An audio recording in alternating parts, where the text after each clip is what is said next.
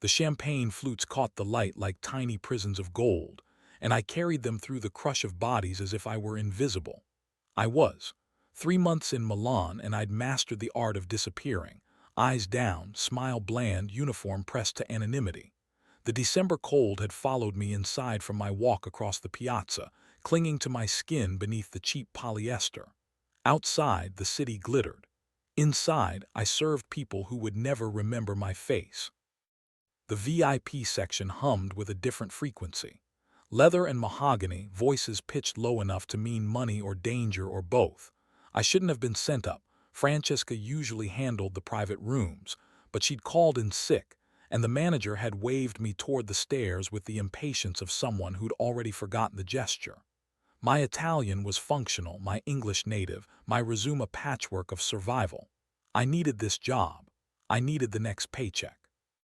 I needed my grandmother's medication to keep arriving at the hospice in Warsaw, 5 countries away from this borrowed life. The man at the corner table didn't look up when I approached. He was studying a tablet, one hand curved around an espresso cup that had long since gone cold. Dark suit, dark hair swept back from a face that belonged on Renaissance marble, if marble could hold that kind of controlled violence. I'd learned to read danger in Milan. It wore expensive shoes. "Signor," my voice came out steadier than I felt. He glanced up. For a moment, the room tilted. His eyes were gray, not the soft gray of morning fog, but the gray of steel, of winter oceans, of things that cut clean through. I knew those eyes. I'd known them a lifetime ago, when they'd belonged to a 16-year-old boy who'd kissed me behind the Warsaw Library and promised me impossible things before his family disappeared into rumors and silence. Alessandro. But that was insane. Alessandro Kral had been a scholarship student with ink-stained fingers and poetry in his pockets. This man wore power like a second skin. This man made the air bend around him. "You're new." His Italian was flawless, but something in the rhythm wasn't native. "What's your name?" I gave him the one on my work papers. Giulia. Giulia, he repeated it as if testing for lies. "You're cold." It wasn't a question. I became aware of my hands, still trembling slightly from the walk, from the weight of the tray, from the shock of recognition that surely had to be one-sided. He couldn't be. My phone buzzed in my pocket. I never kept it on during shifts, but the hospice had my number, and terror was a constant hum beneath my ribs. "Mi scusi." I turned away, fumbling for the phone, and the voice on the other end spoke Polish, urgent and tired. Babsh's breathing had worsened. They needed authorization for the new medication. They needed me to decide now whether to transfer her to intensive care, which I couldn't afford, which I'd been avoiding in my nightmares. I answered in Polish, rapid and raw, forgetting where I was, forgetting everything except the calculations I'd been running for months. The medication cost more than I made in a week. The transfer would end me, but if she coded. "I'll call back," I managed, and my voice cracked on the last word. 10 minutes. When I turned around, his expression had changed. Not softened, men like him didn't soften, but sharpened into something that looked almost like recognition. "Polish," he said, still in Italian. "I'm sorry, I shouldn't have. I'll just—" I reached for the tray, ready to flee, to lose this job like I'd lost everything else. "You're from Warsaw." It wasn't a question, but I answered anyway, some desperate part of me responding to the fact that he'd switched languages, that he spoke Polish like coming home. "Yes. Signor, I apologize if you need a different server." "Sit down." "I can't, I'm working." "Sit." This time it wasn't a command. It was something worse, an invitation that sounded like inevitability. I sat. The leather creaked beneath me, expensive and foreign. He was still watching me with those impossible eyes, and I couldn't breathe, couldn't think past the coincidence that didn't feel like coincidence at all. "Alessandro Kral," he said, and the name hit me like winter wind. "Though I don't use that name anymore, and you're not Giulia." My throat closed. 8 years. 8 years since the boy I'd loved had vanished, since rumors had whispered his family into darkness, debts, deals, the kind of trouble that erased people. I'd grieved him.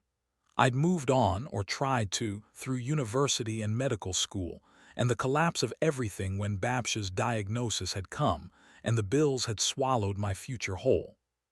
Kasia, I whispered, the name I'd been born with, the one I'd left behind at the border.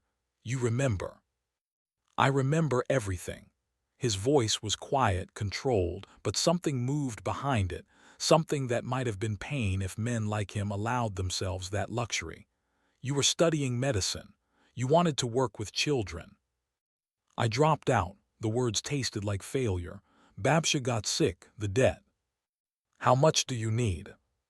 I blinked. What? For the medication, the transfer, how much? I can't, you don't, I'm not asking. I'm not asking either. He pulled out his phone, typed something with the efficiency of a man used to solving problems with money. What's the hospice name? Santa Lucia, I heard myself say, but Alessandro.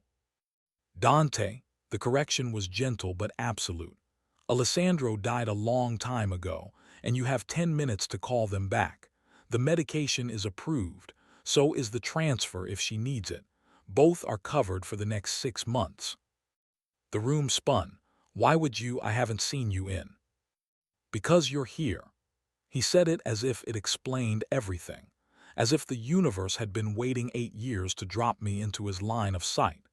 Because you walked into my establishment speaking a language that matters to me, caring for someone the way I should have been cared for. Because I owe you. You don't owe me anything. Your grandmother took me in when my father's people came looking. 3 days I hid in her apartment while you brought me food and lied to anyone who asked questions. She could have been killed for that protection. His jaw tightened. I pay my debts, Kasia, even the old ones. I'd forgotten about that. Or I'd tried to. Those 3 terrifying days when Alessandro had appeared at our door with blood on his shirt and fear in his eyes. When Babsha had simply pulled him inside and told me to lock the door, to stay quiet, to trust that goodness sometimes meant harboring beautiful danger. Make the call, Dante said.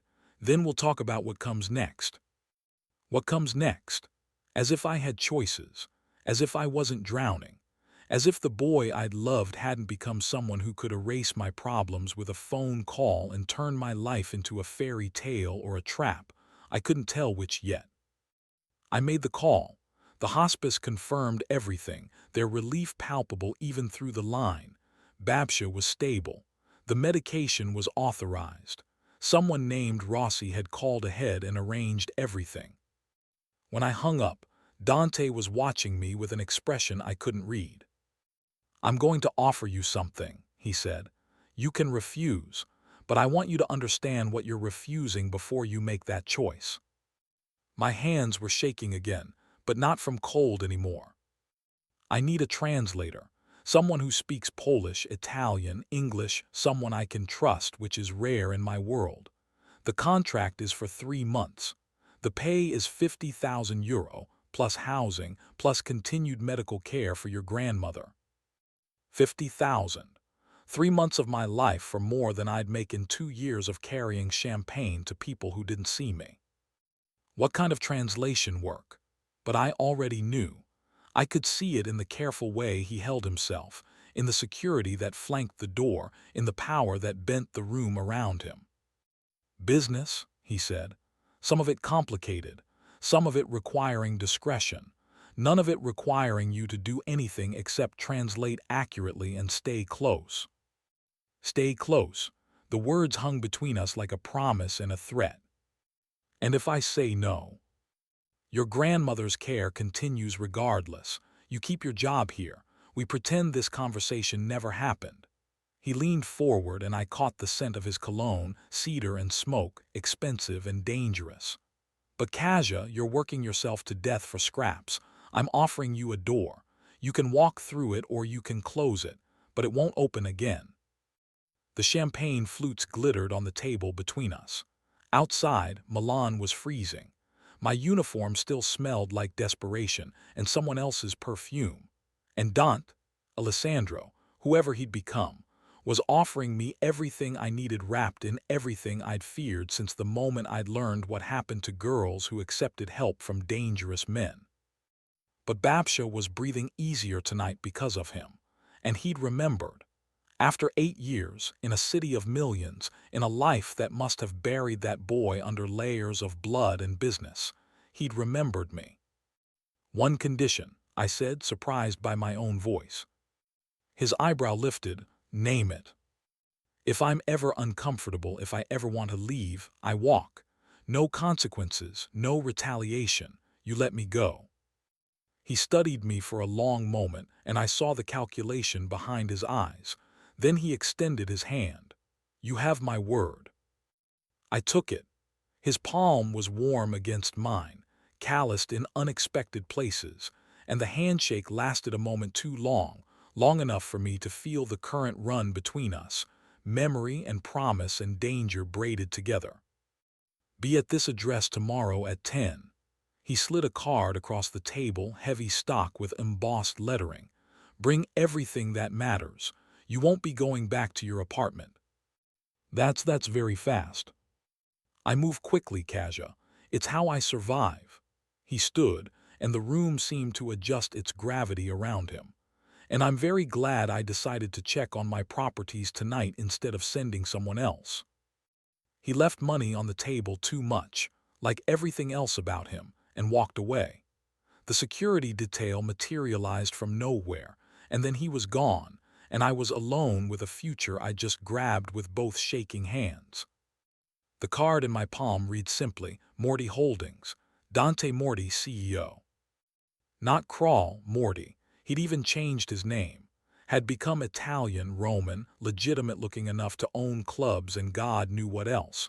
But I'd seen his eyes. I'd felt the truth beneath the expensive suit.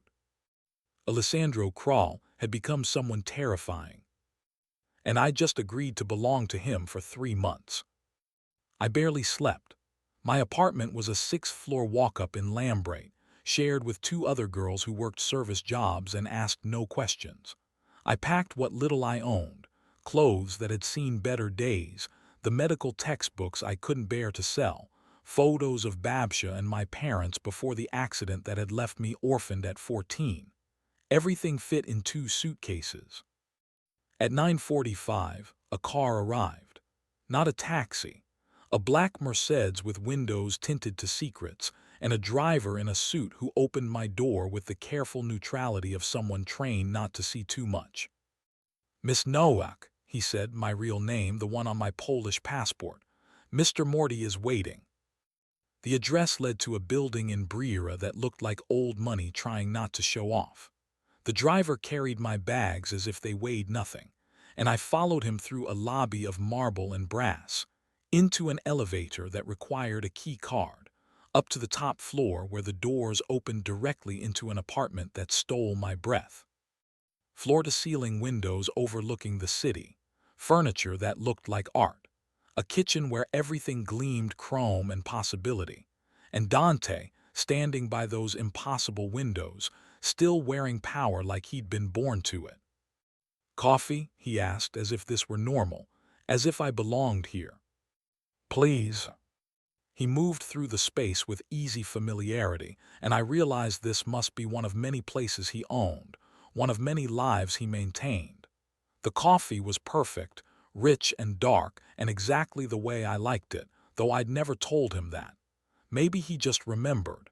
Maybe dangerous men paid attention to details. Your grandmother had a good night, he said, handing me the cup.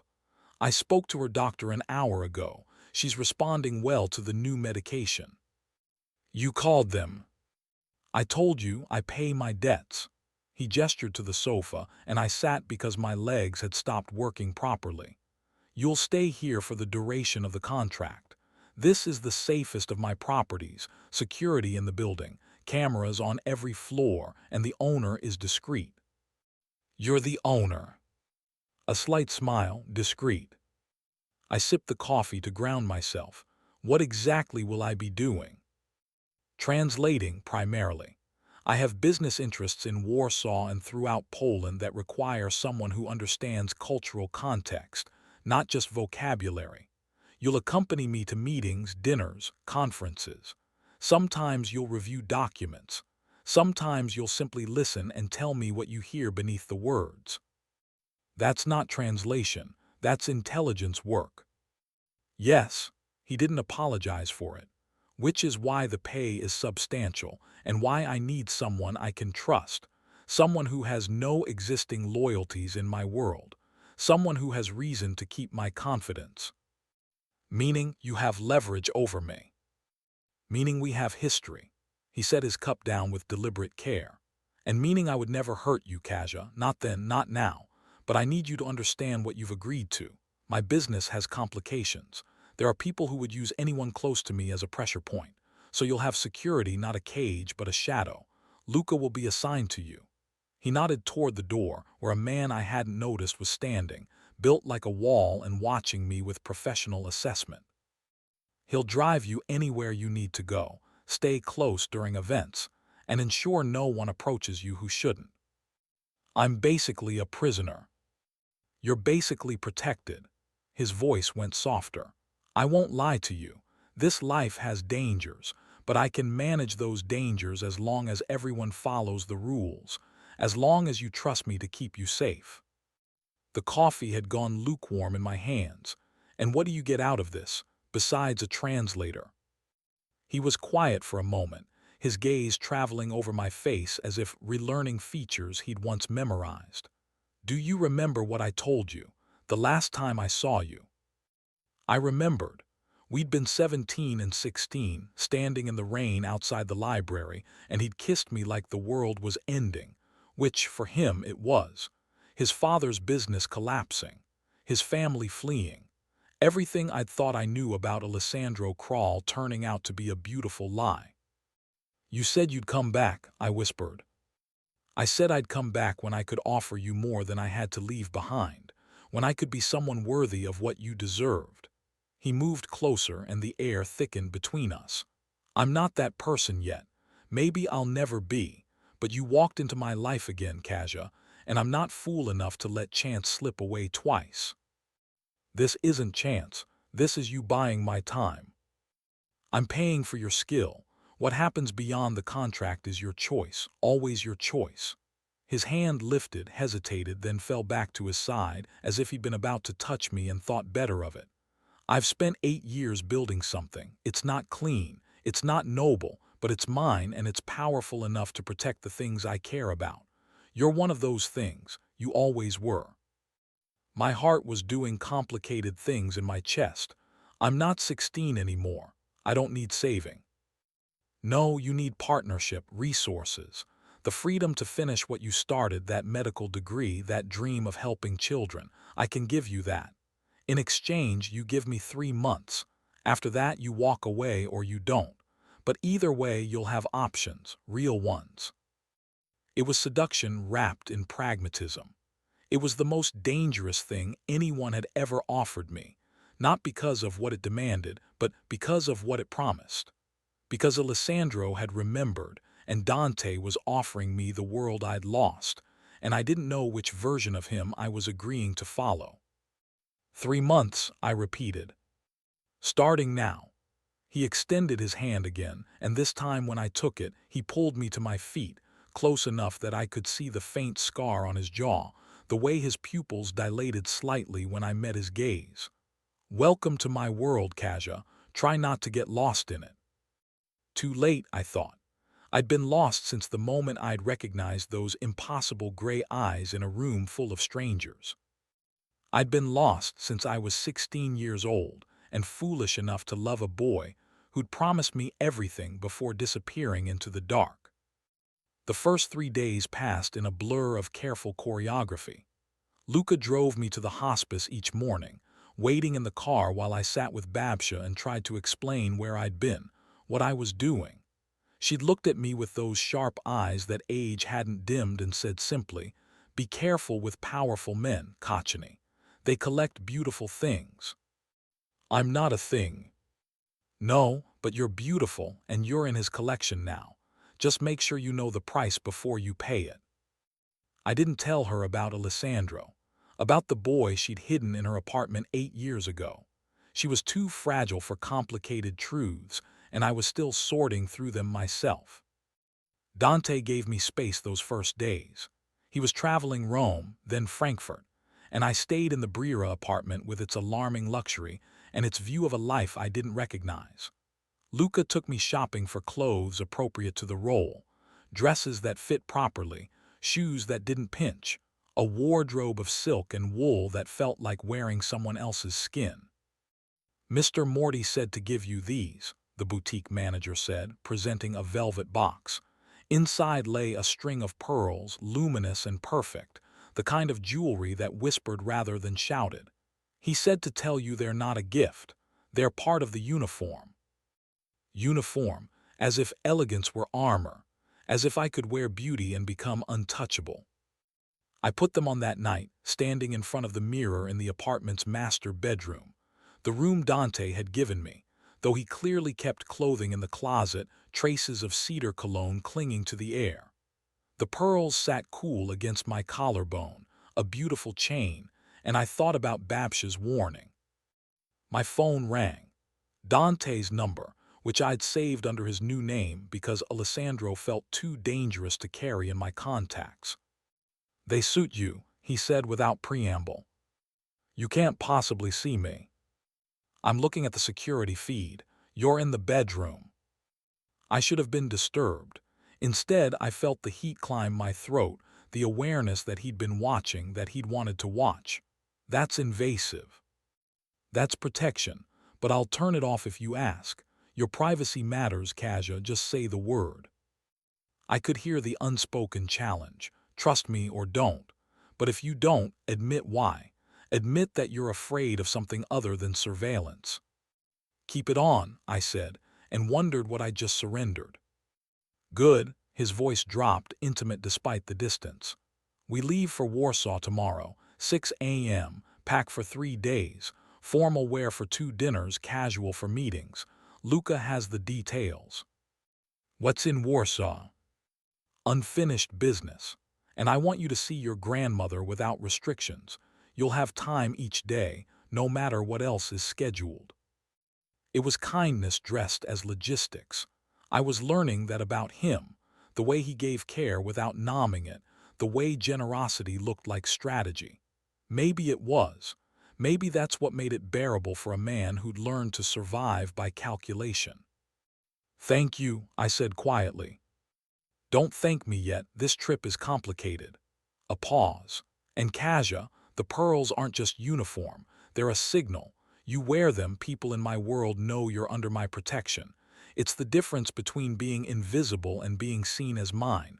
I need you to understand that." "Mine," the word settled in my chest like a weight and a warmth. "Will that cause problems?" "It will prevent them. Sleep well. We have a long flight tomorrow." He hung up before I could ask what he meant. What complications? What dangers required the signal of ownership? Because that's what the pearls were, really. Not a gift, a brand. I touched them again, feeling their weight, their beauty. Then I took them off and placed them carefully in their box. Tomorrow I could be his. Tonight I was still my own. But God, I was starting to forget the difference. The private jet was an obscenity of luxury. Leather seats that reclined to beds, a galley stocked with real food, windows that framed the clouds like art.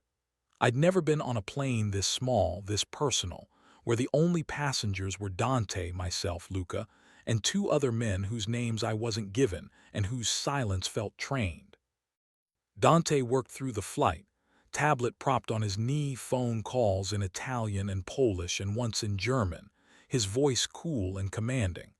I watched him negotiate something that sounded like property acquisition and wondered how much of his empire was legitimate, how much shadow, how much blood.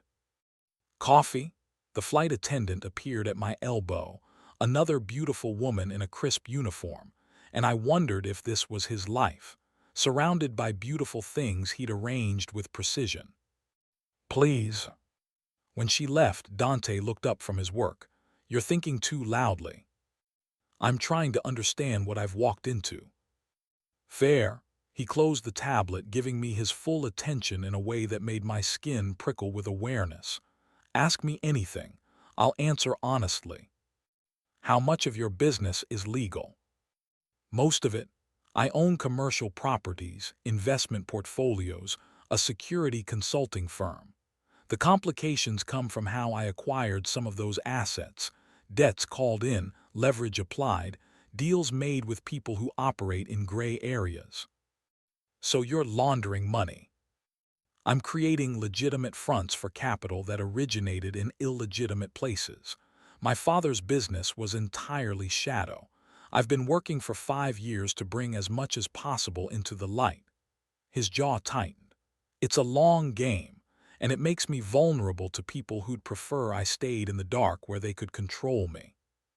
That's why you need a translator you can trust. That's why I need you, he said it simply, without embellishment.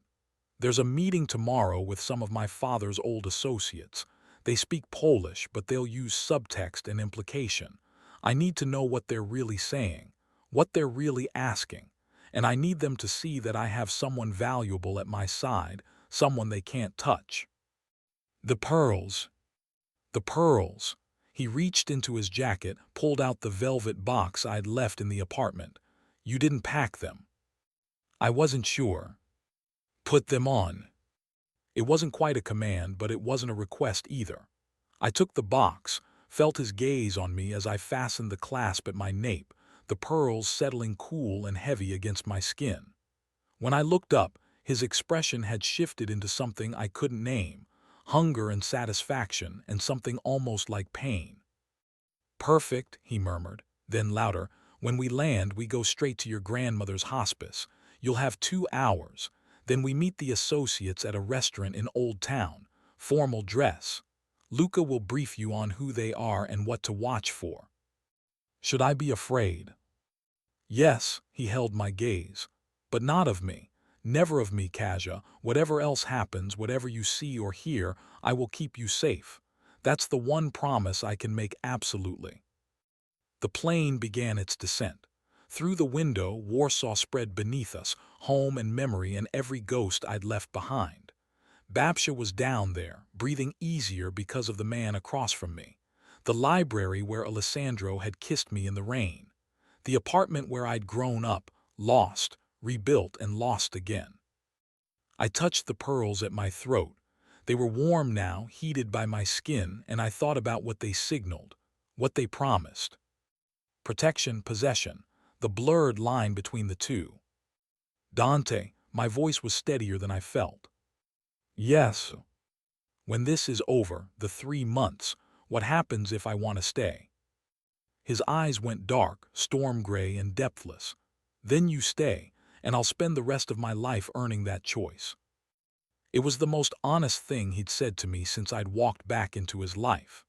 And it was terrifying because I could already feel myself leaning toward that future, toward the possibility of a man who remembered, who paid his debts, who'd built an empire just to be worthy of the girl he'd left behind. We landed in silence. Luca had the car waiting, and as we drove through Warsaw's winter streets toward the hospice where Babsha was waiting, I realized I'd stopped thinking about the 3-month contract. I'd started thinking about forever.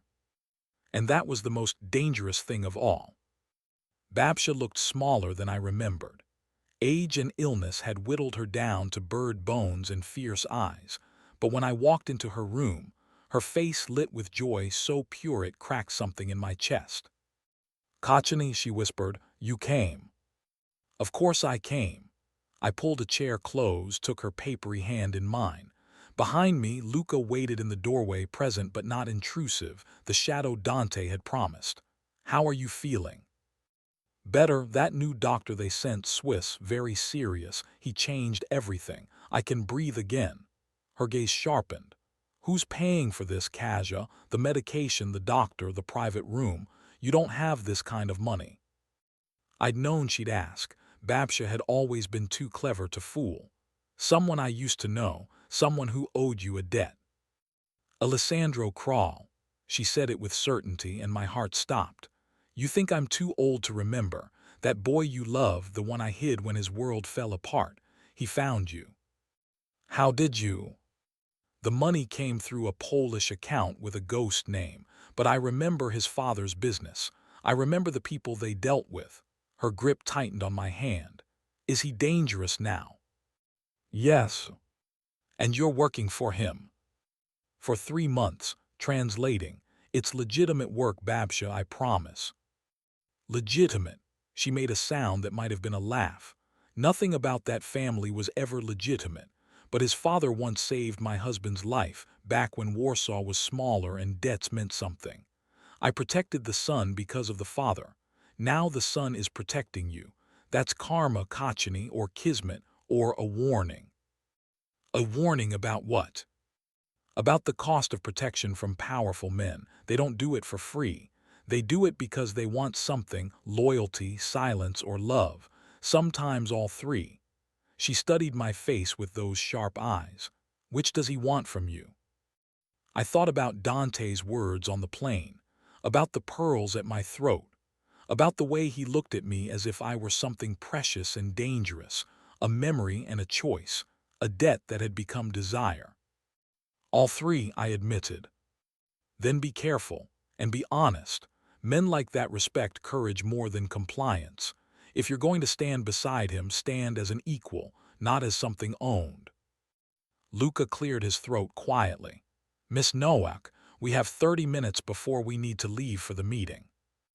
I stayed 25, talking with Babsha about nothing important. The weather, the hospice food, the nurses who checked on her. Normal things, safe things.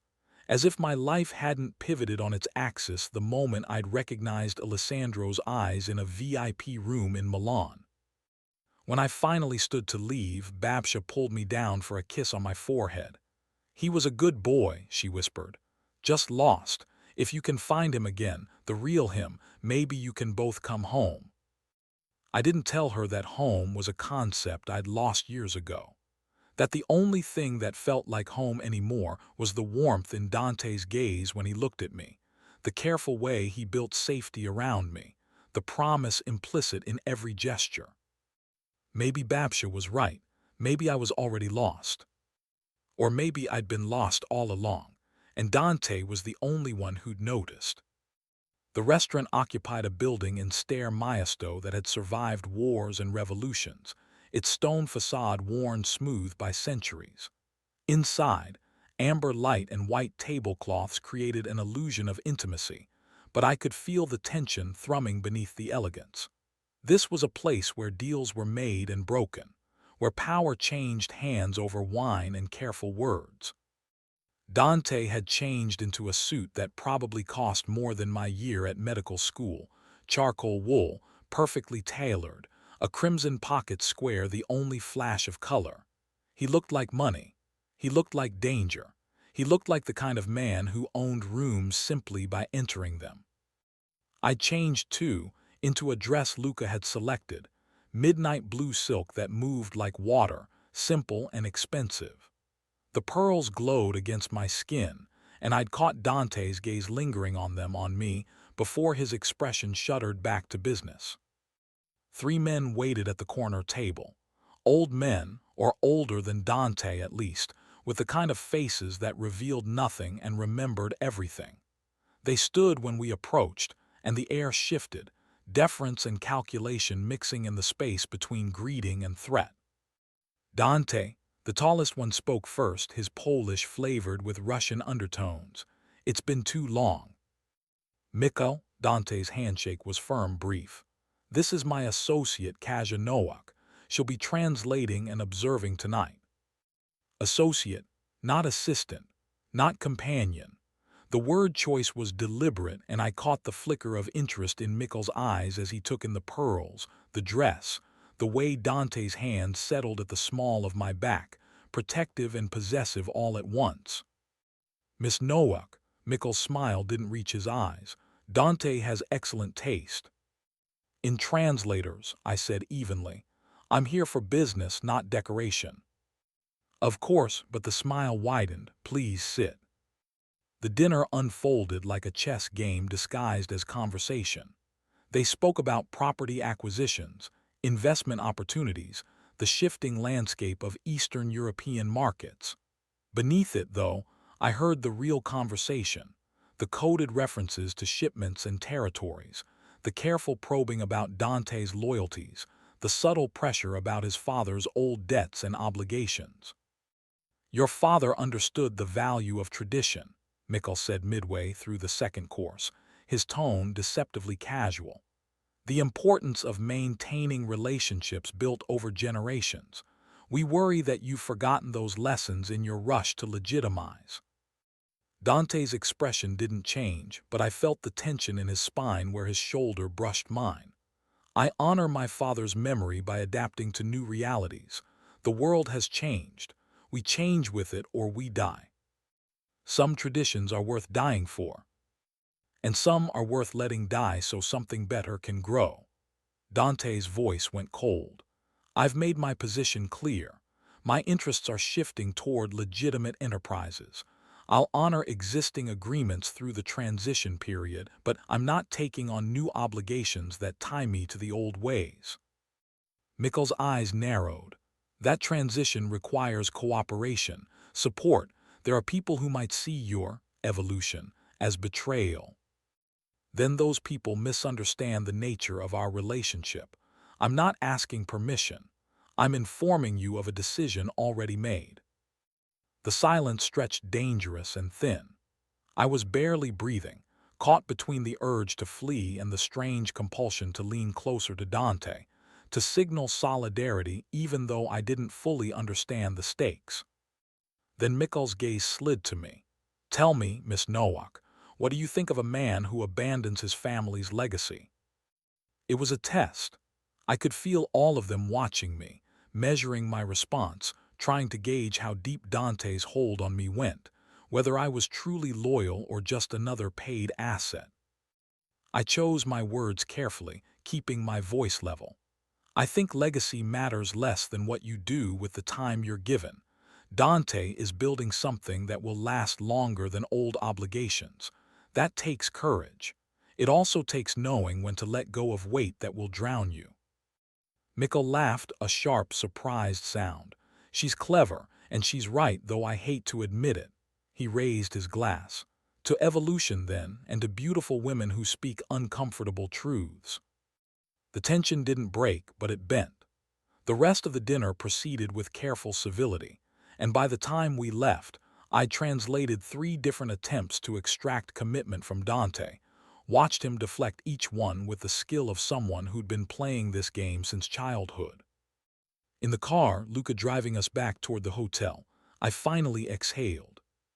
You did well, Dante said quietly. I didn't do anything. You stood beside me. You spoke truthfully when Mikkel tried to use you as leverage. That matters. His hand found mine in the darkness, fingers threading together. Most people in my world deal in performance. You dealt in honesty. It's rare. It's valuable. You're still in danger from them. Always. He didn't sound bothered, but less than I was. Mikkel respects strength. You showed him I have support, not just muscle, but intelligence, loyalty, the kind he can't buy or threaten. I looked down at our joined hands, his palm warm against mine, and thought about Babsh's warning, about the cost of protection, about what Dante wanted from me. What if I hadn't answered the way you needed? I asked. Then I would have found another way. I don't put you in positions where failure means danger, Kaja. I put you in positions where your natural instinct aligns with what needs to happen. That's the difference between using someone and trusting them. The hotel loomed ahead, another luxury property, another temporary home. When we reached my room, Dante walked me to the door, his body angled to shield me from the hallway, from the world, from everything that wanted to touch me. Tomorrow we have meetings with bankers, he said. Boring, safe. You'll translate and probably fall asleep from tedium. Sounds perfect. His smile was brief, genuine. Then his hand lifted to my face, thumb brushing my cheekbone with devastating gentleness. Thank you, for tonight, for all of this. You're paying me very well to thank me. I'm paying you for the translation. The rest, the standing beside me, the honesty, the way you wear those pearls like you were born to them, that's something else entirely. He kissed me then. Not the desperate, drowning kiss of the boy I'd known at 16, but something slower, deeper, a question and a promise and a claim all woven together. I tasted wine and want and the dangerous possibility of falling, and when he pulled back I was trembling. "Sleep well, Kaja," he murmured. "Tomorrow is easier, I promise." Then he was gone, and I was alone in a hotel room that cost more per night than my old apartment cost per month, touching my lips and trying to remember all the reasons this was temporary. Trying to remember that I'd agreed to 3 months, not forever. Trying to convince myself that the difference still mattered. The banking meetings were exactly as tedious as Dante had promised. Hours of technical jargon, profit margins, risk assessments delivered in the kind of monotone that made my eyes glaze. I translated mechanically, my mind drifting to Babsha, to the kiss last night, to the way Dante's hand had found mine under the conference table, and held on as if I were the only real thing in a room full of numbers and projections. We finished at 4. Luca drove us back to the hospice, and I spent another 2 hours with Babsha while Dante handled calls in the car. She was stronger today, sitting up in bed, her color improved enough that hope felt like a possibility instead of a cruelty. "He's good to you?" she asked when I mentioned the meetings, the safety, the way Dante structured everything around giving me access to her. "He's very good to me." "Then he's grown into someone better than his father." She patted my hand. "But be careful with your heart, Kachani. Love and gratitude can look very similar from the inside. Make sure you know which one you're feeling." I didn't have an answer for that. I wasn't sure I wanted one. That evening, Dante took me to dinner. Just the two of us, no business associates, no agenda. A small restaurant tucked in Praga, the kind of place locals went when they wanted pierogi made by someone's grandmother and vodka that burned clean. We sat in a corner booth, and for the first time since I'd walked back into his life, he looked relaxed, almost young. "Tell me something," he said over wine that tasted like summer. "What did you dream about? When you were studying medicine before everything fell apart, what did you want?" "Pediatric oncology." The words came easier than they should have. I wanted to work with children fighting cancer, to be the person who told them it was okay to be scared, that they could be brave and terrified at the same time. "That's specific." "My cousin died when I was 12. Leukemia. She was 6 years old and so frightened, and the doctors were competent but cold. I wanted to be different, to be the kind of doctor who saw the person, not just the disease." His expression softened. "You would have been extraordinary at it." Would have been, past tense. The dream I'd buried under debt and necessity. "Could still be," he corrected. "The contract is 3 months. The money is yours regardless. If you wanted to re-enroll, finish your degree, I could make that happen. References, recommendations, funding, whatever you needed." "Why would you do that?" "Because you deserve the chance to become who you were meant to be. And because," he paused, choosing words carefully, "because I've spent 8 years building power. The least I can do is use it for something that matters." It was the most vulnerable I'd seen him. No armor, no calculation. Just a man trying to explain why he'd give away pieces of his empire to fund someone else's dream. "What do you dream about?" I asked. "When you're not being Dante Morty, CEO of everything, what do you want?" He was quiet for a long time. Outside, Warsaw hummed with evening life, trams and voices, the city I'd grown up in, the city I'd left to survive. Finally, he said, "I dream about a life where I don't have to sleep with a gun under my pillow, where I can build something without worrying who'll try to take it, where the people I care about are safe because of me, not despite me." That's a good dream. It's an impossible one. My world doesn't allow retirement, but I can transition it, make it cleaner, leave behind something that's more legitimate than what I inherited. His gaze found mine. And I dream about you. My breath caught. Dante. I know, I know it's too fast, too complicated.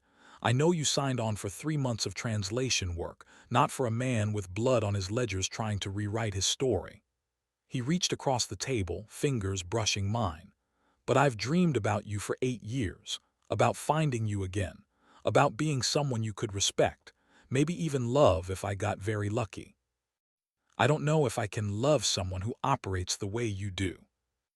Then don't, he said it simply without anger, but let me earn the chance. Let me show you that I'm more than my worst choices. That's all I'm asking. It was too much and not enough all at once. I pulled my hand back, needing distance, needing air. I should go. Babsha will worry if I'm out too late. He didn't argue. He paid the bill and walked me to the car, and on the drive back to the hotel, his hand found mine again, not demanding, just present. Holding on as if I were something precious he was terrified of losing.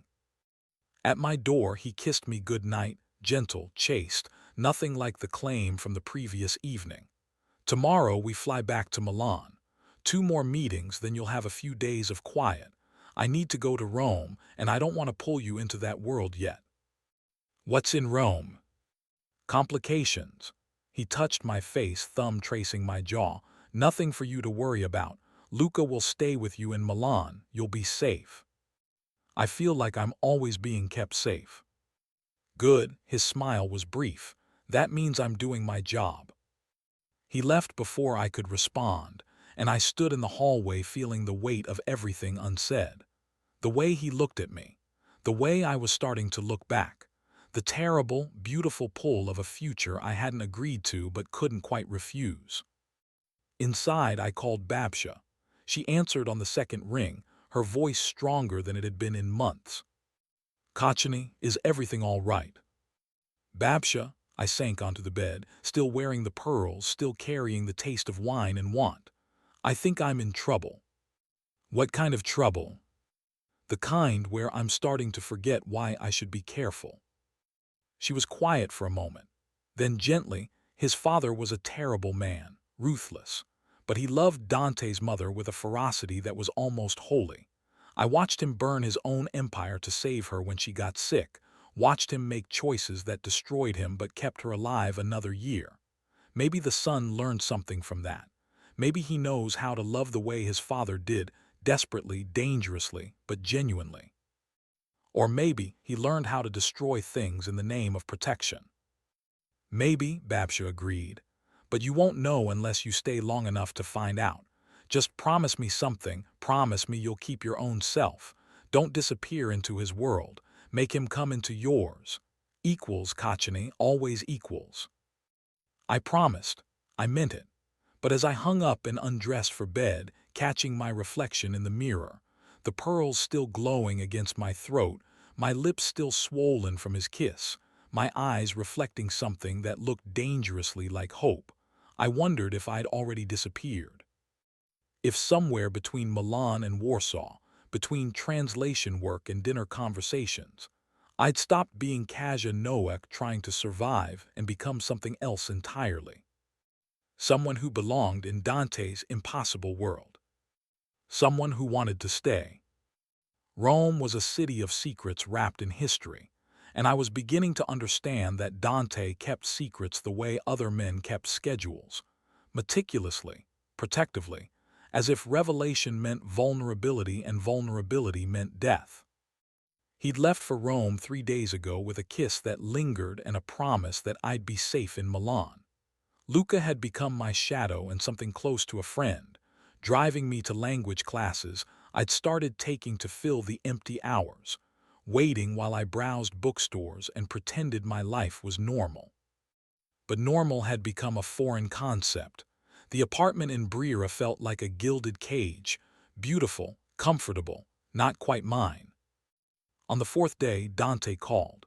His voice sounded different, strained, careful in a way that made alarm bells ring in my chest. Kasia, I need you to pack.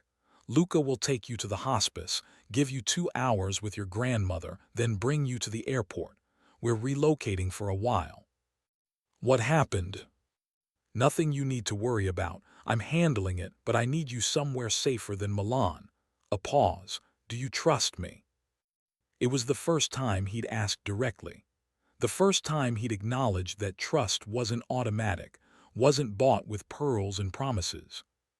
Yes, I said and meant it. Good, pack for 2 weeks, warm clothes. Luca has the details. He hung up before I could ask more questions.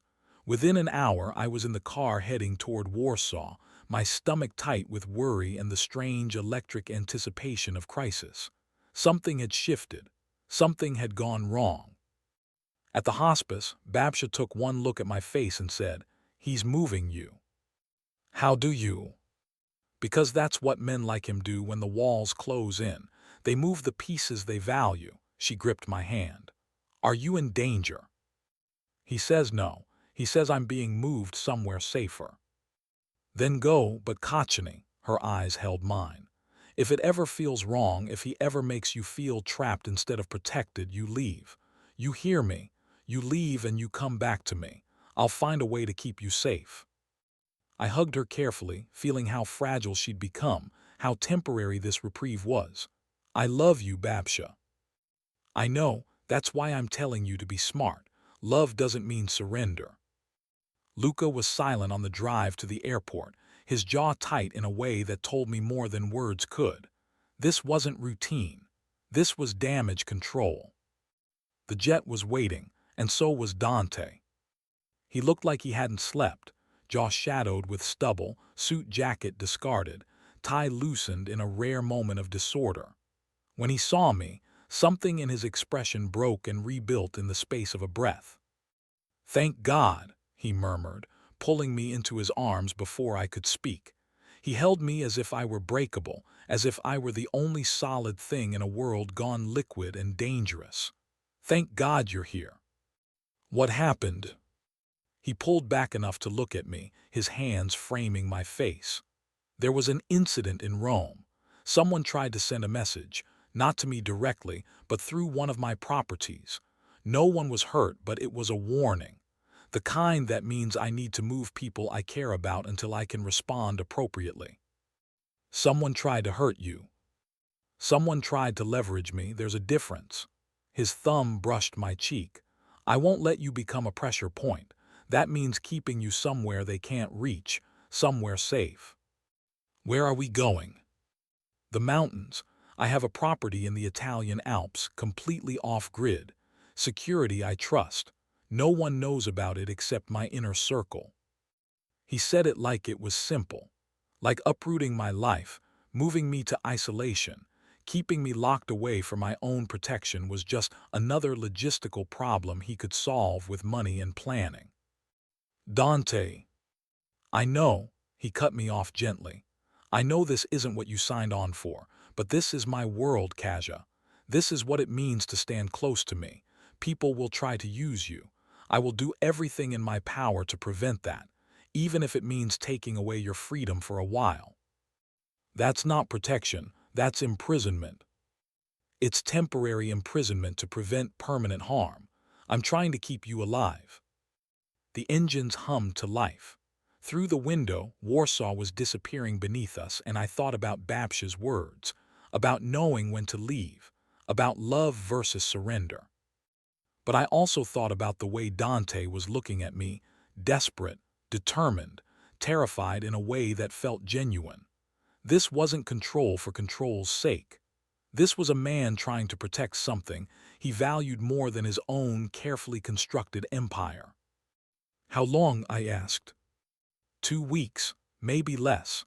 I need to resolve the situation in Rome, make it clear that touching you is a fatal mistake. Then you can go back to Milan, back to your grandmother, back to whatever normal looks like. Nothing about this is normal. No, he pulled me down into the seat beside him as the jet climbed. But it's the best I can offer, for now at least. I leaned into him, feeling the tension in his body, the way he held me as if I might disappear. And I realized that Babsha was wrong about one thing. This wasn't about power, this was about fear. Dante was terrified, and somehow that made him more human than all his money and violence and careful control ever could. "Tell me about the property," I said quietly, "where you're taking me." He relaxed fractionally. Old monastery converted, 19th century. Stone walls thick enough to stop anything, heating that actually works, and a view that makes you believe in God even if you don't want to. And you'll be there. Most of the time. I have to go back to Rome for a few days, but Luca stays, and I'll come back, I promise. Promises. He dealt in them like currency, and I was starting to understand the value he placed on keeping his word. It was the one thing money couldn't buy: trust, honor, the knowledge that when Dante said something, it would happen or he'd die trying. "Okay," I whispered, 2 weeks, then we reevaluate." 2 weeks. His arms tightened around me. "Thank you for trusting me, for not running." I didn't tell him that I'd thought about it. That part of me wanted to grab my grandmother and disappear into some anonymous city where men like Dante couldn't find me, where danger was ordinary poverty instead of extraordinary violence. But another part of me, the part that remembered a 16-year-old boy with ink-stained fingers, wanted to stay. Wanted to see if the man he'd become could build something better than the world he'd inherited.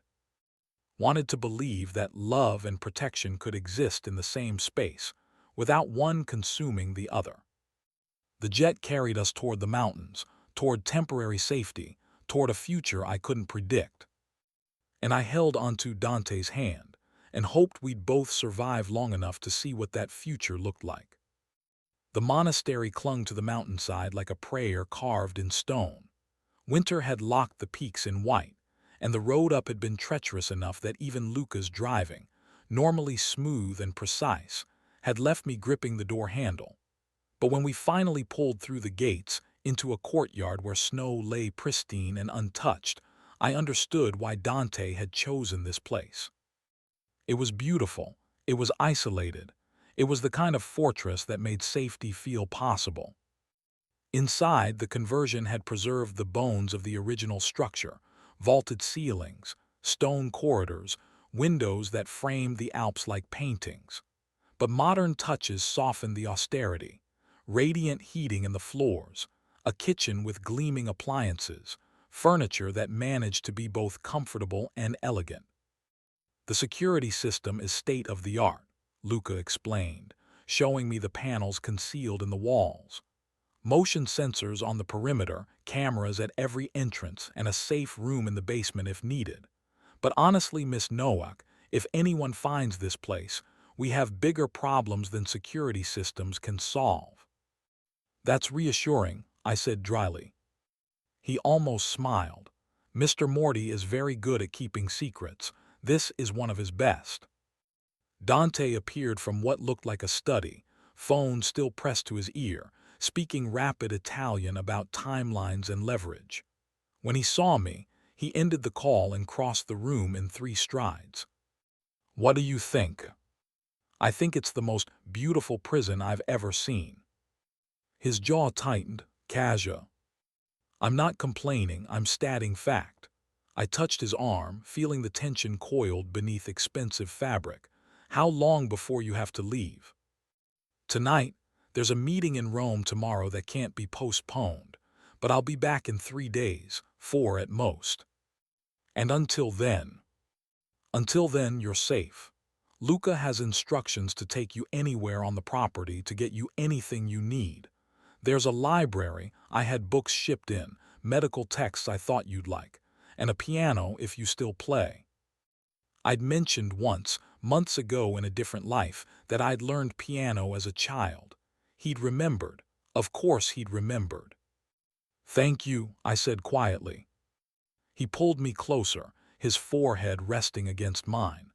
"I hate this, leaving you here, but it's the only way I can focus on neutralizing the threat without worrying every second about your safety." "Then go, do what you need to do. I'll be here when you get back." It was the closest I'd come to acknowledging that this was more than a job, more than a 3-month contract. That I was choosing to stay not because of money or obligation, but because somewhere along the way, I'd started to care about the dangerous man holding me like I was his last good thing. He kissed me deep and claiming and edged with desperation, then pulled away before I was ready. 3 days, I promise. Then he was gone, the helicopter lifting off from the courtyard in a wash of snow and sound. And I was alone in a monastery on a mountain with only Luca and the ghosts of prayers for company. The first day passed in strange domesticity. I explored the library Dante had mentioned, dozens of medical texts, current journals, the kind of resources that cost a fortune to access.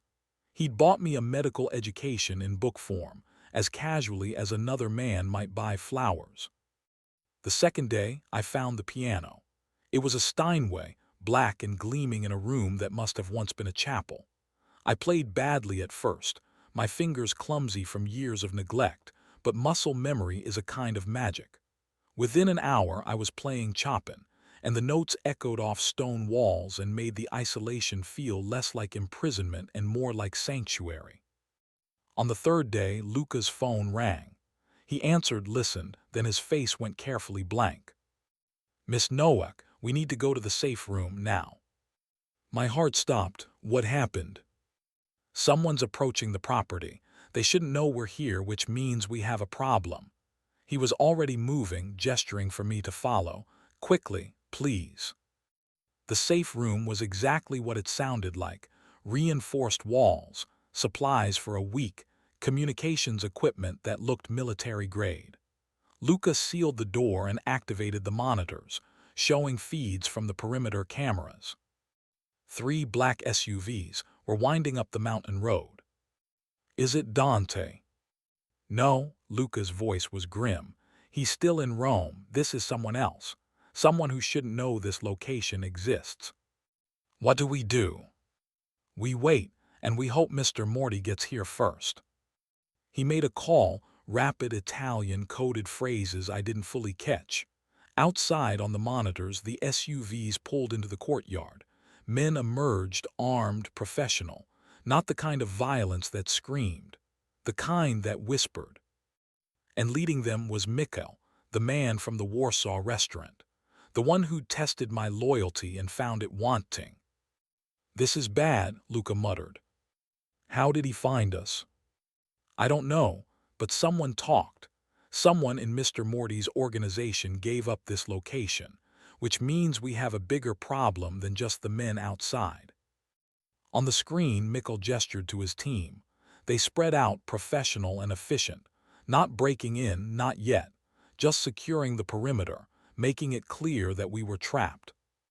"How long can we stay here?" "As long as we need to, but Miss Nowak," Luca's expression was gentle, almost apologetic. "If they have time, they can breach this room. It's designed to buy time, not to last forever.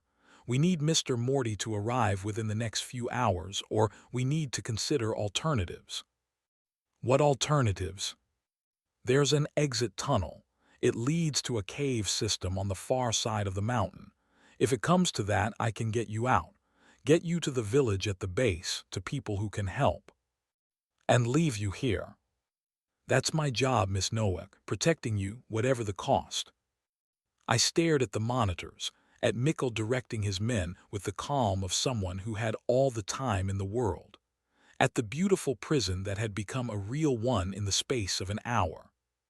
And I thought about Dante, somewhere in Rome, probably just learning about the breach, racing back, trying to save me from a danger I'd walked into because I'd been foolish enough to trust that his power could keep me safe.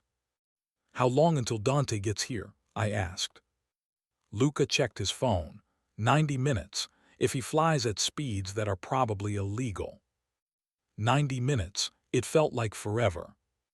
It felt like not long enough for all the things I still needed to say. We lasted 40 minutes before Mikkel's voice came through the monastery's intercom system.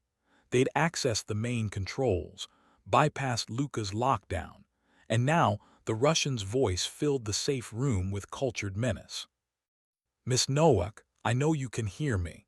I want you to understand something. I'm not here to hurt you. I'm here to have a conversation, a reasonable one, about your employer and the choices he's making." Luca's hand moved to his weapon. On the monitors, Mikkel stood alone in the courtyard, his men positioned but not aggressive. He looked calm, patient, like a man who could wait forever.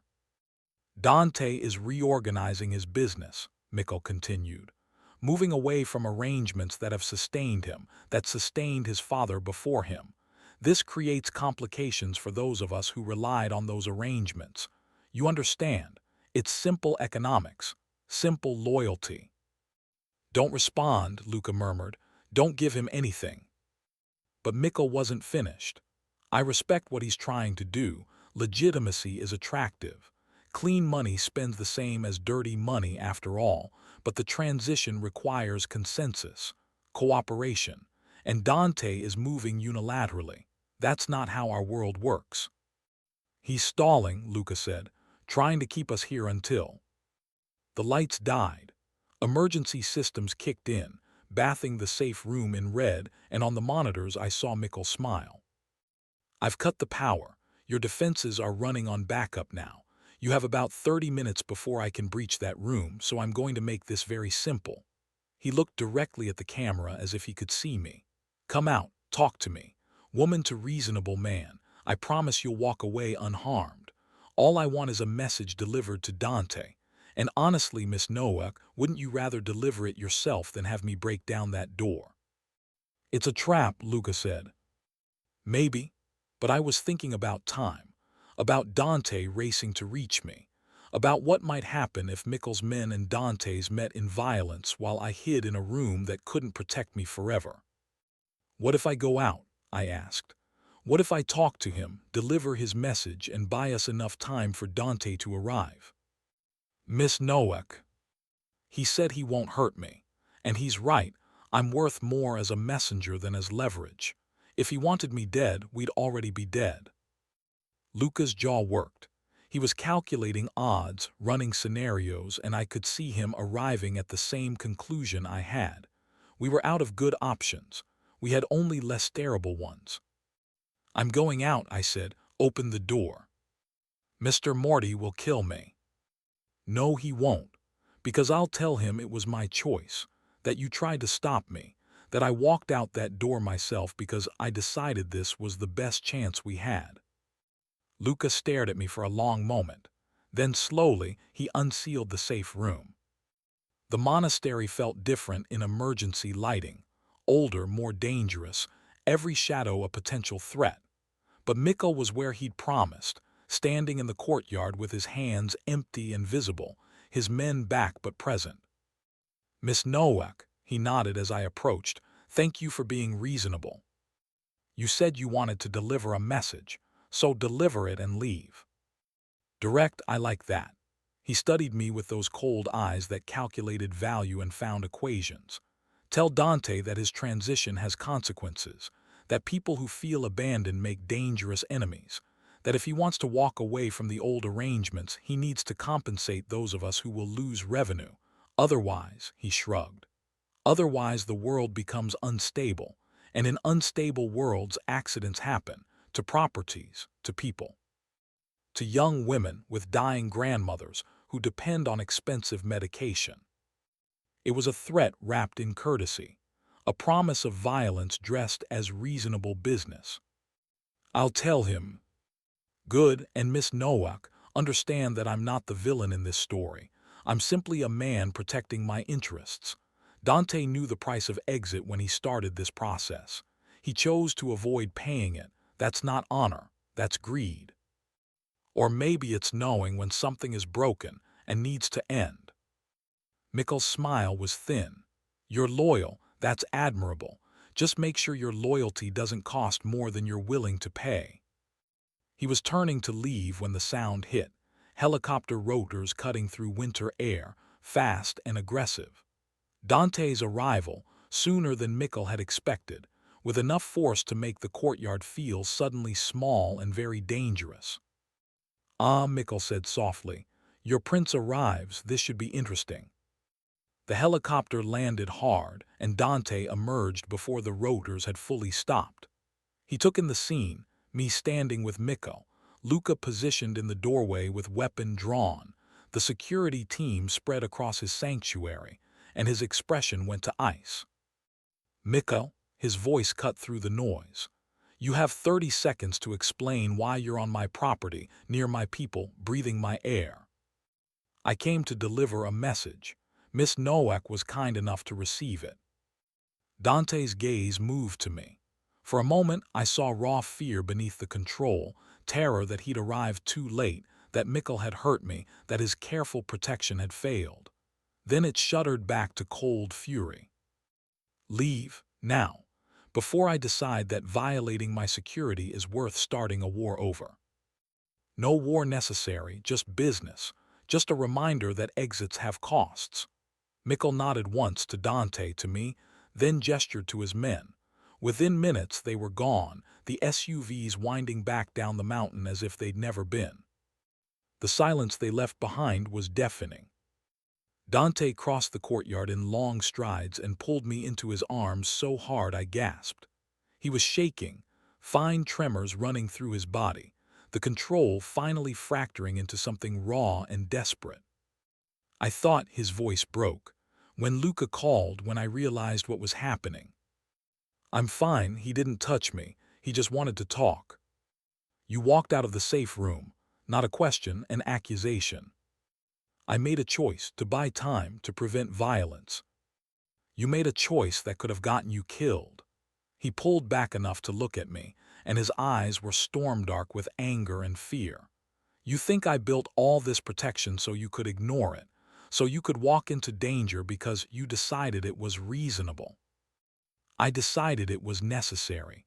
Luca couldn't hold them off forever. You were 30 minutes away, and Mika wanted a messenger, not a corpse. You don't know that, you can't know that.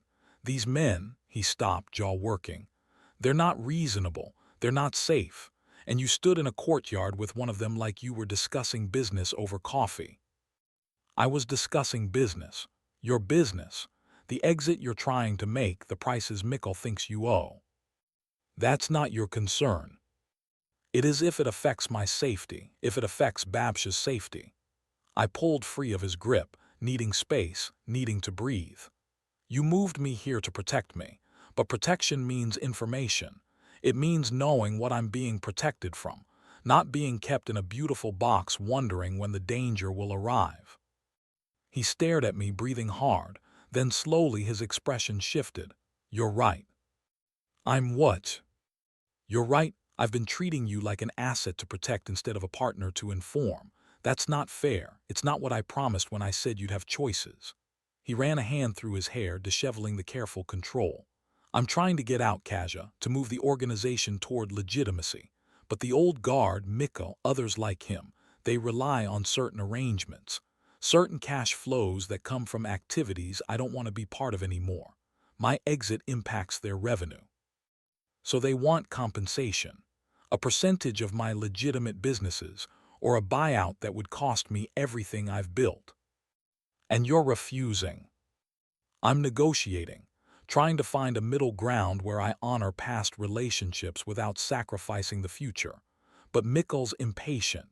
He's using pressure. Tonight was a message that he can reach me even in my most secure spaces, that if I don't accommodate him, he'll escalate to violence. Eventually, if I don't resolve this soon. He looked at me with exhaustion and something that might have been shame. This is my world, Kaja. This is what it means to be close to me. Mikko will always be out there, or someone like him. Men who see power as a zero-sum game, who solve problems with threats and force. Then why stay? Why not just walk away from all of it? The organization, the money, the danger. Because I'm trying to change it from the inside. Because if I walk away, someone worse takes over. Someone who doesn't care about transitions or legitimacy or minimizing harm. His hands cupped my face, gentle despite the anger still simmering beneath. My father's organization hurt people. I'm trying to build something better. It's slow. It's dangerous. But it's the only way I know to honor the power I inherited without being consumed by it. I understood then. He wasn't trying to escape his father's legacy. He was trying to redeem it. "What did Mikkel want you to tell me?" Dante asked quietly. "That your exit has consequences, that people feel abandoned, that if you want to leave, you need to pay in money or blood or both." "He's not wrong." Dante's thumb traced my jaw. "But I can't pay what he's asking. It would leave me vulnerable, dependent, everything I've built over 8 years gone." "What if there's another way? What if you give him something he wants more than money?" "Like what?" "Like a partnership in the legitimate businesses. A smaller percentage but with growth potential. A stake in the future instead of a payment for the past." I was thinking out loud now, drawing on years of watching Babsha negotiate with difficult people, not through force, but through finding what they valued beyond obvious asks.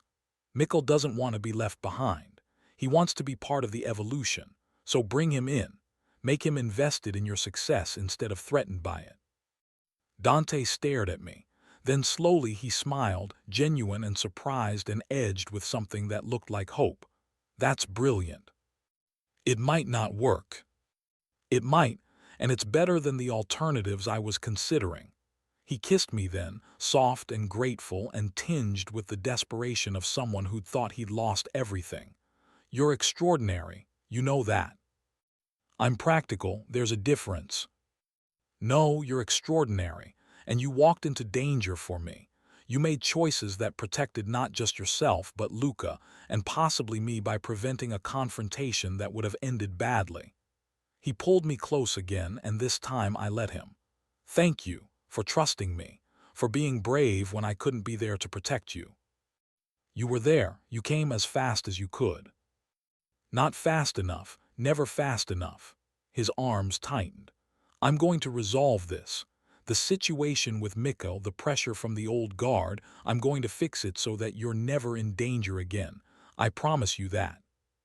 Promises, he dealt in them like prayers. And I was starting to believe he might actually keep them. The next 3 days were a strange combination of tension and domesticity. Dante stayed at the monastery, making calls and holding video conferences from the study, while I read medical texts in the library and pretended my life was normal. Luca remained vigilant but less obviously armed, and the security team Dante had brought with him faded into the background like well-trained ghosts. On the fourth morning, Dante found me at the piano. I was playing Debussy, something water-soft and melancholic, and didn't notice him until he spoke. "My mother used to play that piece." I stopped, hands hovering over the keys. He never talked about his family. In all our conversations, all the careful revelations, his mother had remained a ghost. "I didn't know. She died when I was 12, cancer, fast and brutal." He moved closer, leaning against the piano as if needing the support. "My father tried everything, specialists, experimental treatments, prayer. None of it worked. She suffered for 6 months, then she was gone." "I'm sorry." He never recovered. Everything he did after that was about control. If he couldn't save her, he'd control everything else. The business, the territory, the people around him. It made him ruthless, dangerous. Dante's gaze was distant, lost in memory. I swore I'd never be like him, but here I am building cages to keep people safe, using power to control outcomes, becoming exactly what I feared. "You're nothing like him." "How do you know? You never met him." "Because you ask permission, you give choices, you build protections that include exits." I stood, closing the distance between us. "Your father controlled through fear, you control through care. There's a difference." "Is there? Or do they both end in the same place, with people like you standing in courtyards making dangerous choices because I've pulled you into my world?" I thought about that, about the line between protection and possession, about what Babsha had said, equals always equals. "I think," I said slowly, "that the difference is whether the person being protected wants to be there, whether they choose the protection or whether it's imposed. You've given me choice every step of this. The contract, the apartment, even coming here, you explained the danger, asked me to trust you but never forced me." I touched his face, feeling the stubble rough beneath my palm. That's not your father. That's you being better than what you inherited. He leaned into my touch, eyes closing. I don't feel better. I feel like I'm drowning. Like every decision pulls me deeper into exactly what I'm trying to escape. Then maybe you need help. Maybe you need to stop trying to carry all of this alone. That's what you're here for. No, I'm here as a translator, as someone who walked into your life by accident. But Dante, I waited until he looked at me. What if I wanted to be here as something more? The silence stretched. Outside, snow was falling again, gentle and endless, turning the world white and clean. Don't, he whispered. Don't offer that unless you mean it, unless you understand what it would cost. I think I'm starting to. The danger, the complications, the way your world doesn't allow for simple futures, but I also see what you're building, the way you're trying to change from the inside, the way you care for Babsha, for me, for people you barely know because you've decided they matter. I moved closer until we were breath close, until his hands found my waist and held on. I don't know if I love you yet, but I know I don't want to leave. Not after 3 months. Not after this is resolved. I want to stay and see what you become when you finally finish building something worth keeping. Casual. I'm choosing this. Choosing you. Not because of money or contracts or obligation. Because somewhere between Milan and here, I started believing in what you're trying to do. He kissed me then, deep and claiming and edged with a desperation that tasted like hope. And for the first time since I'd walked back into his life, I felt a shift from transaction to truth, from protection to partnership. When he finally pulled back, his forehead resting against mine, he said quietly, "There's something I need to tell you, about your grandmother, about my father." My stomach dropped. What about them? Your grandfather, your mother's father, he worked for my father. Back in the 80s, before I was born. Financial advisor, apparently. He helped structure some of the early arrangements that built my father's organization. I pulled back. That's not possible. My grandfather was a teacher. By day, but he needed money. Your grandmother was sick, different sickness, but still expensive, and he made a deal. Helped my father hide assets, structure shell companies. When it got too dangerous, when he wanted out, my father let him go. Paid him enough to cover your grandmother's treatment and buy silence. The world tilted. You're saying my family is tied to yours, that this wasn't coincidence. The monastery, the connection, those were coincidence. But your grandfather's debt to my father created an obligation. When your grandmother hid me, she was honoring that debt. And when I found you in Milan, he stopped, choosing words carefully. I would have helped regardless. But yes, I knew about the connection. I knew that protecting you was also honoring my father's debt to your family. So this whole thing, the contract, the care for Babsha, it was all about family obligation. It started that way. But Kasia, that's not why I'm doing this now. That's not why I want you to stay. Then why? Because you're the only person in my world who sees me as something other than power or danger or a problem to solve. Because you walked out of that safe room to protect me. Because when you play piano, I remember what it felt like to be 17 and believe that love could fix everything. His hands framed my face. The debt became choice the moment you walked into that room in Milan. Everything after that has been me trying to be worthy of the choice you keep making. I wanted to be angry. I wanted to feel used, manipulated like a piece moved on his chessboard of obligations. But I looked at his face, the fear, the honesty, the desperate hope that I'd understand, and all I felt was exhausted. I need time, I said, to think about this, about what it means that our families are connected, that you've been repaying a debt I didn't know existed. Take all the time you need. But Kasia, he caught my hand as I turned away. I'm falling in love with you, not the debt, not the obligation, you, and nothing about our family's history changes that. I pulled free and walked away. Back to the library, back to medical texts and the safer world of science, where cells behaved predictably and nothing was complicated by love or history or the weight of obligations passed down through generations. But even there, surrounded by books and silence, I couldn't escape the truth. I was falling too. And knowing about the debt, about the connections that bound our families, it didn't change that. It just made it more complicated, more dangerous, more inevitable. I avoided Dante for 12 hours. He gave me space, stayed in his study making the calls that would either save or destroy us. And I sat with medical texts and tried to remember who I'd been before his world had swallowed mine. But the truth was simpler than I wanted it to be. I'd been drowning, and he'd thrown me a line.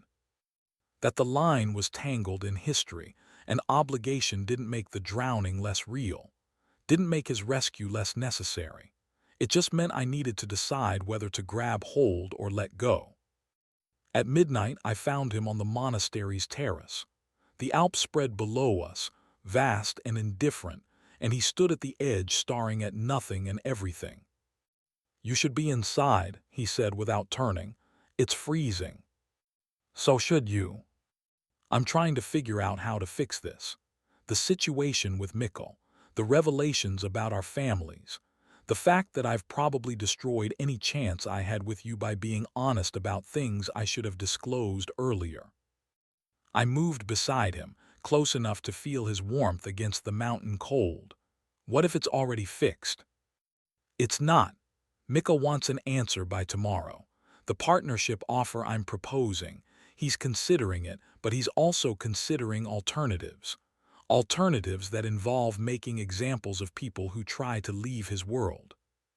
Then give him what he wants, the partnership, the percentage, whatever keeps you safe. It's not that simple.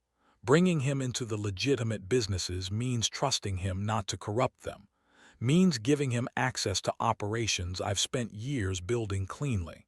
One wrong move from Mikkel, and everything I've worked toward collapses. But you'll be alive.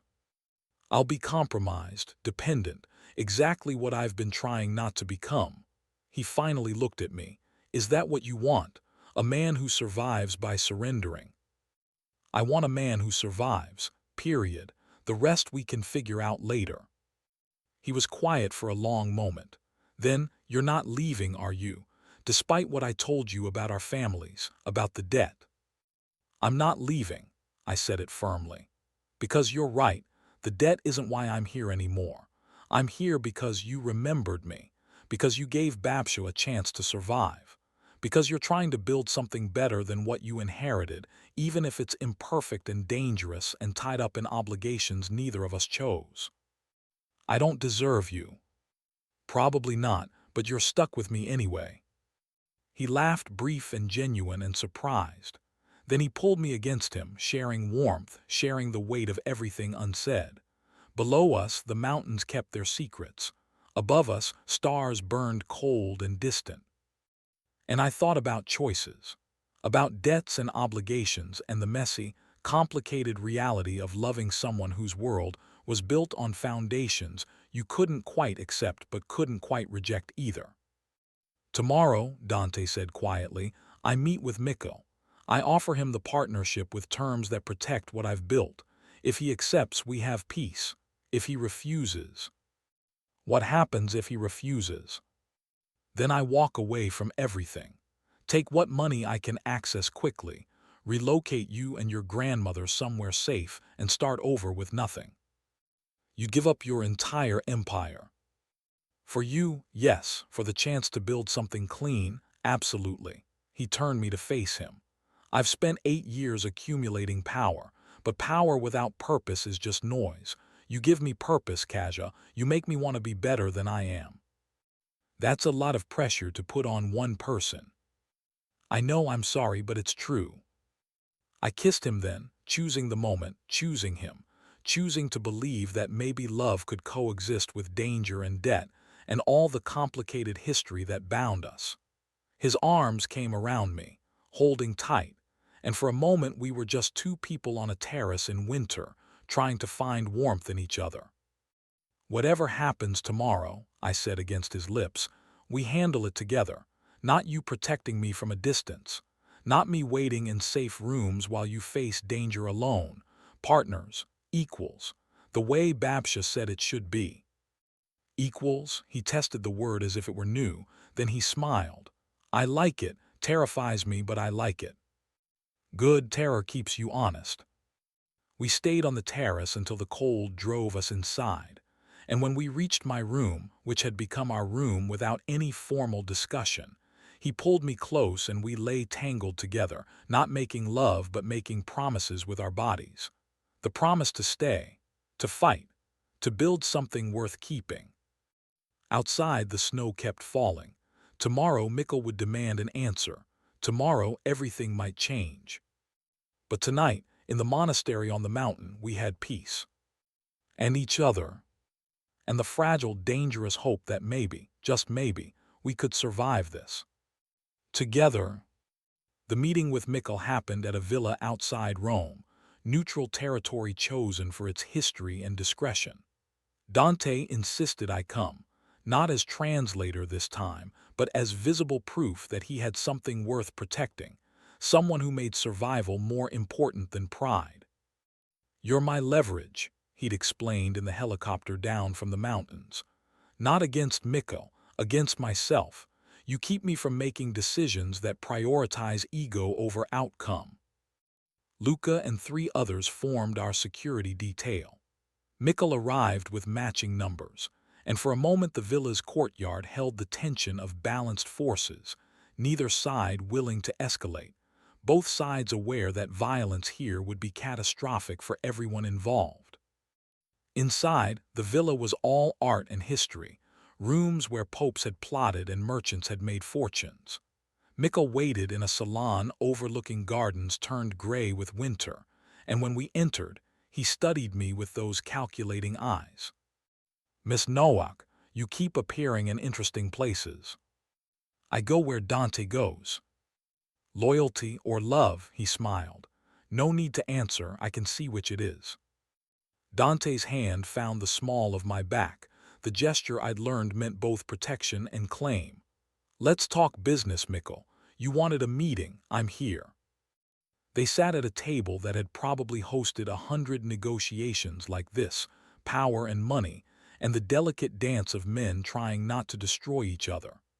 I sat slightly apart, close enough to matter but far enough to observe. Dante laid out his proposal. A 15% stake in 3 legitimate holding companies. Growth projections showing potential returns that would exceed what Mikkel currently made from shadow arrangements. A path toward legitimacy that protected everyone involved. Mikkel listened without interrupting. Then he said, "Your numbers are optimistic. They're conservative. I've done well in legitimate markets. The growth is sustainable. If you succeed, what happens if you don't? Then you have equity in companies worth liquidating. Either way, you're protected. And what do you get, besides the satisfaction of going clean? Freedom, the ability to build without looking over my shoulder, a future that doesn't end in prison or worse." Dante leaned forward. "I'm not trying to abandon you, Mikkel. I'm trying to bring you with me into something better, something that lasts." Mikkel was quiet for a long time. Finally, he turned to me. "What do you think, Miss Nowak? Is he sincere, or is this another carefully constructed performance?" I thought about my answer, about Babsha's warning to be honest, to demand equality. I think he's terrified. I think he's trying to build something he can be proud of instead of ashamed of. And I think fear makes people more honest than confidence ever does. Mikkel smiled, genuine this time. "You're wasted as a translator. You should be negotiating these deals yourself." To Dante, 20%. And I want board representation, not control but visibility. The ability to ensure my investment is protected. 18%. An advisory role, not board seat. I need operational control, but you'll have full transparency. They negotiated for 2 hours. I watched Dante work, patient, firm, willing to compromise on points that didn't matter while holding ground on what did. He was good at this. Better than good. He'd learned from his father but evolved past him, trading force for persuasion, threats for partnership. Finally, Mikkel extended his hand. 18%, advisory role, full transparency, and Miss Nowak's safety is guaranteed by both of us. If anything happens to her, our arrangement is void and we become enemies. Agreed. Dante took his hand. Agreed. Just like that, it was done. The war that hadn't quite started was over. The exit Dante had been negotiating for months was approved. The future became possible. In the car afterward, Dante was quiet. I took his hand, felt the tension slowly leaving his body. You did it. We did it. Your idea about partnership instead of payment, that's what made it work. Your execution made it work. I just gave you the angle. No, he turned to me and his expression was open in a way I'd never seen. You gave me hope, the belief that I could actually pull this off, that I deserved to try. He kissed me, soft and grateful and tinged with relief. Thank you for staying, for believing in this even when I wasn't sure I did. So what happens now? Now we go back to Milan. I start transitioning operations toward legitimacy. I bring in advisors and lawyers and accountants who can make everything legal and clean. It'll take time, years probably, but we have a path. And me, where do I fit in this new path? He pulled me closer. Everywhere. You finish medical school, I'll fund it, help you find the right program. You work toward your dream of pediatric oncology, and when you're not studying, you're with me. Partners, equals, building a life that's complicated but honest. That's a lot. Too much. No, I smiled. It's perfect, terrifying but perfect. The helicopter lifted off, carrying us back toward the mountains, toward temporary safety. Tomorrow we'd return to Milan, to Babsha, to the beginning of a future we'd somehow negotiated in the spaces between danger and trust. But tonight we had this, each other, and the fragile, beautiful peace that comes from surviving something that should have destroyed you. 3 months later, I stood in Babsha's hospice room watching her slip away with the kind of gentle mercy that good medicine and good luck sometimes allow. The Swiss specialist had given us time, 6 months instead of 6 weeks, and I'd spent it sitting with her, telling her about Dante and the monastery and the strange, wonderful life I'd stumbled into. He's good to you, she'd asked again and again as if checking. He's very good to me. Then I can go peacefully, knowing you're protected, loved. She'd slipped into sleep that afternoon and never woken. By evening, her breathing slowed and stopped, and I held her hand and whispered prayers I didn't quite believe but hoped might matter anyway. Dante had been in Warsaw for a conference. He flew back immediately, arriving at midnight to find me still sitting beside Babsha's body, unwilling to leave, unwilling to let go. Kasia, his voice was gentle, it's time. I know. But I didn't move, couldn't move. She'd been my anchor, my reason for everything, and now she was gone and I was adrift. Dante pulled me to my feet, held me while I finally let myself break. And when I was empty of tears, he said quietly, she was proud of you. She told me so. Last week when I visited, she said you'd become someone extraordinary, someone brave. She said that. She also said that if I hurt you, she'd haunt me, very specifically, with great creativity. His smile was sad. I believed her. I laughed through tears. That sounds like her.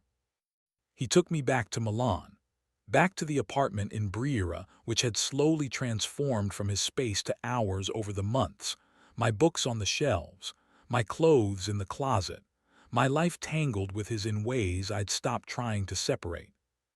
We buried Babsha in Warsaw in the cemetery where my parents lay, a small service, a few friends from her building, and Dante standing beside me in the cold, his hand never leaving mine. Afterward he said, "What do you need?" Time to grieve, to figure out who I am without her. Take all the time you need. I'm not going anywhere. I believed him. More than that, I trusted him, the dangerous man who'd become my partner, My anchor, my choice. 2 years passed in the space between that winter and the next. I re-enrolled in medical school, this time without the crushing weight of debt or desperation. Dante kept his promise, funding everything, connecting me with programs, making calls that opened doors I'd thought were closed forever. The organization transitioned slowly toward legitimacy. Mikkel kept his word, acting as advisor without interference. The legitimate businesses thrived. The shadow arrangements gradually dissolved. It wasn't perfect. There were still complications, still moments when Dante's past threatened his future, but we handled them together. Partners equals, the way Babsha had insisted. We got engaged in the monastery where we'd almost lost everything.